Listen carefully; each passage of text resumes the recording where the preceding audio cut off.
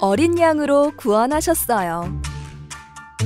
여호와께서 애굽 사람에게 재앙을 내리실 때 애굽에 있는 이스라엘 자손의 집을 넘으사 우리의 집을 구원하셨느니라. 출애굽기 12장 27절 중반절 말씀.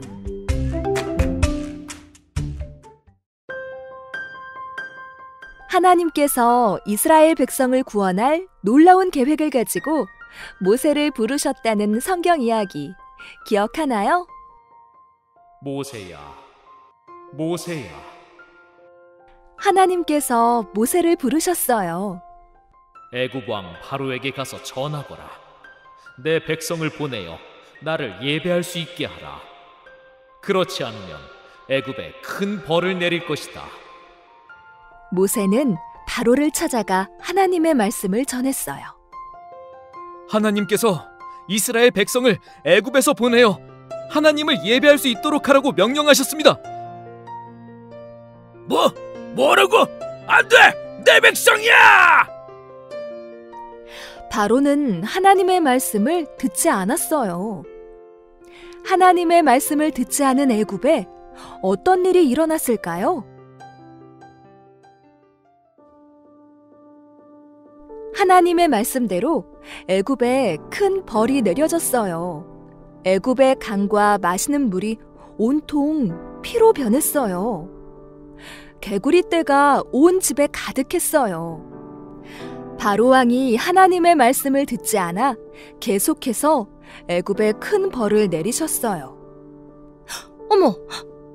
파리 메뚜기 떼가 애굽을 뒤덮어도 9가지나 큰 벌이 내려져도 안 돼! 내 백성이야! 바로는 이스라엘 백성을 보내지 않았어요. 마지막으로 하나님께서는 애굽에서 10번째 벌을 내리기로 하셨어요.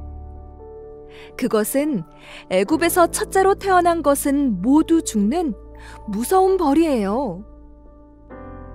잠깐! 친구들! 애굽에는 이스라엘 백성도 살고 있는데 이 무시무시한 벌을 함께 받으면 어떡하죠? 하나님께서는 모세를 통해 이스라엘 백성에게는 이 벌을 피할 한 가지 방법을 알려주셨어요. 여러분! 어린 양을 잡아 그 피를 집의 문 위와 옆에 바르세요. 그리고 아침까지 집 밖으로 나가면 안 됩니다. 하나님이 그 피를 보고 그 집에는 10번째 벌을 내리지 않을 겁니다.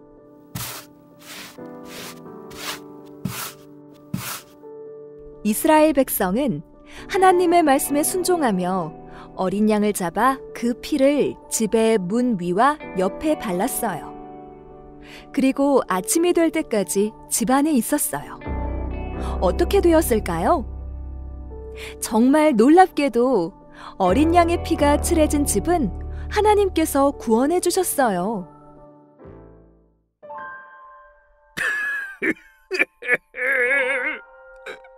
내 아들아, 하나님의 말씀에 순종하지 않아 내 아들이 죽고 말았구나. 하나님 말씀을 따르지 않은 애굽 사람들의 집의 첫 자녀는 다 죽고 말았어요. 오직 하나님을 믿고 어린 양의 피를 바른 이스라엘 백성의 집만 죽음을 피할 수 있었어요. 다 같이 외쳐볼까요? 하나님께서 어린 양의 피로 구원하셨어요. 우리도 죄 때문에 죽을 수밖에 없는데 우리 죄를 대신해서 벌을 받으시고 우리를 살려주신 분이 계세요. 그분이 누구일까요? 예수님이요! 예수님이요! 맞아요. 예수님이세요. 이스라엘 집에 어린 양의 피를 바른 것처럼 우리를 대신해서 십자가에 못 박히시고 피 흘려 돌아가신 어린 양, 예수님의 피로 우리도 구원받았어요. 어린 양 예수님을 믿고 고백하는 우리도 하나님께서 구원해 주세요.